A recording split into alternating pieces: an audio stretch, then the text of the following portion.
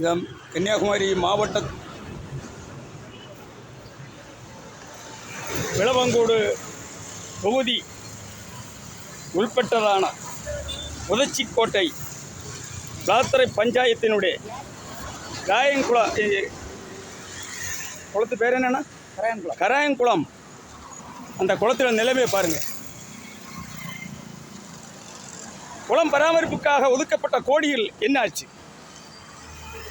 இன்றைக்கு இந்து மகாசபா மாநில பொறுப்பாளர்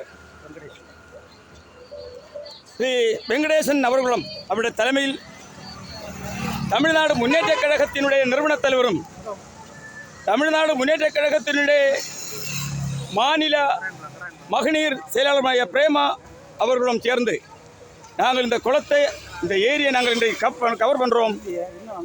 நூற்றுக்கணக்கான மக்கள் பராமரிக்கக்கூடியதான இந்த குளம், நூற்றுக்கணக்கான மக்கள்